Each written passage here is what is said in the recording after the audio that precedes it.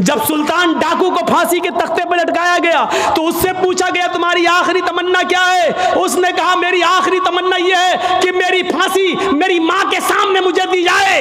उसकी मां को बुलाया गया, कहा तेरा बेटा तेरे आंखों के सामने मरना चाहता है। सुल्तान डाकू की मां की आंखों में आंसू आ गए।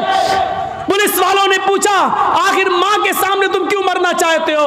उसने कहा ताकि मेरी मां देखे मौत के वक्त पैर कैसे तड़पते हैं, हाथ कैसे तड़पते हैं और रूह कैसे निकलती है। कहा लेकिन तुम इसके लिए मां को क्यों मजबूर करके लाए हो? फरमाया पुलिस वालों तुम नहीं जानते हो, जब मैं 8 साल का था, 10 साल का था, मेरी मां ने मुझसे एक अंडा मंगवाया था। मैं एक दुकान पर गया था, मैं अंडा लेने गया था, लेकिन एक अंडा मैंने चोरी कर लिया था दुकानदार का और मैं उसको अपनी जेब में भर लिया था। फिर मैंने उसके पैसे नहीं दिए थे, वापस आ गया। मैंने जब वो अंडा अपनी मां को दिया और पैसे भी वापस किए, मां ने कहा क्या हुआ, अंडे वाले ने पैसे नहीं लिए? मैंने कहा नहीं, मैं अंडा चुरा लाया हूं। तो मेरी मां ने मुझे थपथपाया था कि बेटा हम लोग गरीब हैं, अच्छा किया तूने ये पैसा बचा लिया, किसी और काम आएगा। फिर यहीं से मुझे चोरी की आदत पड़ती है, मेरे हौसले पड़ते हैं, फिर मैं डाकू बनता हूं। फिर मैंने लोगों का माल लूटा और जब लोगों ने नहीं दिया तो मैंने उनकी जानें ली। फिर मैं बहुत बड़ा लुटेरा बन गया और इतना बड़ा लुटेरा बना के पकड़ा गया और कानून ने मुझे फांसी की सजा दी। अगर मेरी मां ने मुझे अंडा चुराते वक्त जब मैं घर पे लाया था उसी वक्त एक थप्पड़ मारा होता और अंडे वाले को देकर माफी मांग ली होती तो आज मैं इतना बड़ा चोर नहीं बनता, आज इतना बड़ा मैं डाकू नहीं बनता, आज मैं इतना बड़ा लुटेरा नहीं बनता। ये मेरी मां की तरबियत थी जिसने मुझे फांसी के तख्ते पर चढ़ा दिया। अब्दुल कादिर जिलानी बगदादी रहमतुल्लाह अलैह की तारीख कौन नहीं जानता, जिनको आज लोग बड़े पीर साहब के नाम से भी जानते हैं, जिनके नाम पर 11वीं की बिरयानी की डेग भी बनाते हैं। वो अब्दुल कादिर जिलानी जब 12 साल के थे, उनकी मां ने उनको एक काफिले के साथ भेजा था, कहा बेटे हालात कितने भी सख्त हो लेकिन झूठ कभी मत बोलना। और जब चोरों ने और डाकुओं ने जब इस काफिले को लूटा तो इस बच्चे से पूछा अब्दुल कादिर से, तेरे पास भी कुछ है? उसने कहा हाँ है। कहा क्या है? 40 अशरफी। कहाँ है? मेरे कुर्ते के अस्तर में। अस्तर को फाड़ के देखा तो 40 अशरफी मिली। पूछा बेटा ये तो ऐसी जगह छिपी हुई थी, किसी को पता नहीं, तूने क्यों बता दिया? लड़के ने जवाब दिया मेरी मां ने मुझे चलते वक्त नसीहत की थी कि बेटा हालात कितने भी खराब हो लेकिन कभी झूठ मत बोलना। मैंने अपनी बात, मां की बात मानी है। चोरों का, डकैतों का, डाकुओं का असर खत्म होता है और रोने लगते हैं और कहते हैं ये बच्चा अपनी माँ की इतनी बात मानता है कि ऐसे मोड़ पर भी उसने अपनी माँ की नाफरमानी नहीं की, हम तो अपने रब की नाफरमानी कर रहे हैं। सारा सामान जो लूटा था सबको वापस कर दिया और सारे के सारे चोरों ने, डाकुओं ने तौबा कर ली। मेरे प्यारे साथियों, एक बच्चा जब अपनी माँ का फरमाबरदार बनता है और माँ की बात मानता है तो माँ की दुआ तमाम डकैतों को तौबा करने पर मजबूर कर देती है। मेरे प्यारे साथियों, ये माँ की तरबियत थी जिसने अब्दुल कादिर जिलानी को एक बुजुर्ग के रूप में पैदा किया है, एक बुजुर्ग के रूप में देखा है। ये माँ की तरबियत थी।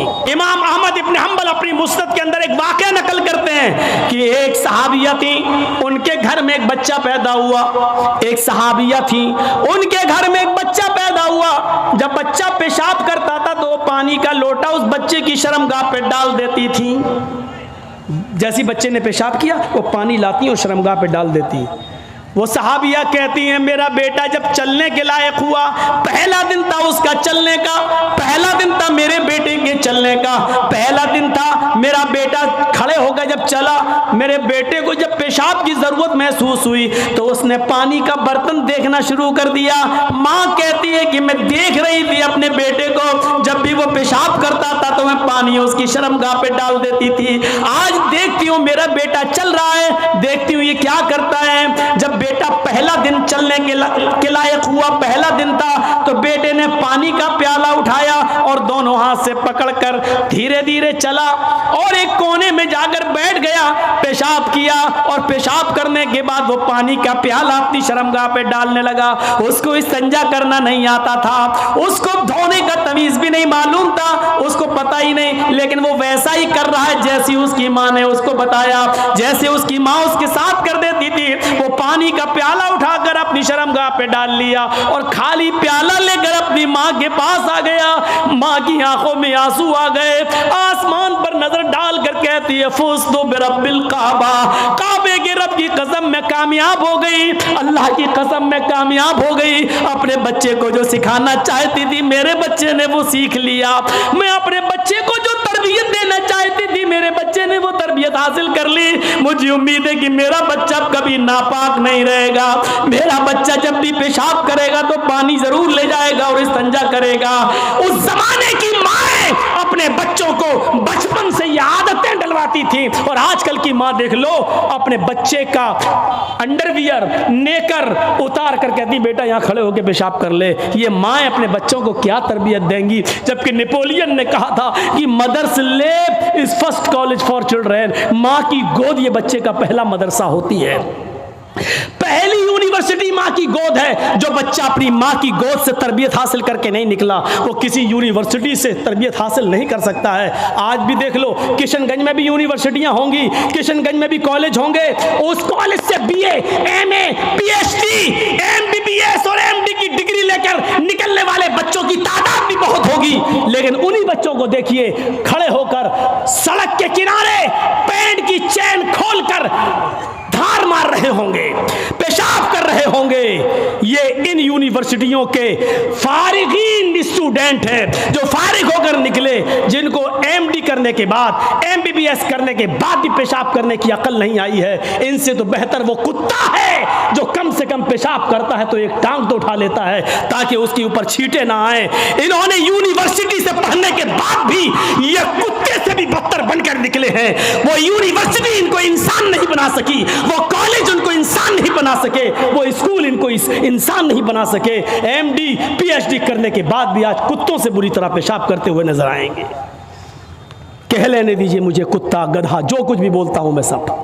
आज मुझे इजाज़त दीजिए मेरे भाइयों, कहो कि जानवरों की इजाज़त मत बोलो, हम लोग इंसान हैं। कुरान ने भी जानवरों की मिसालें दी हैं। उलाइका कल अनाम बल हुम अज़ल, ये चौपायों की तरह हैं बल्कि उनसे भी ज़्यादा गए गुजरे।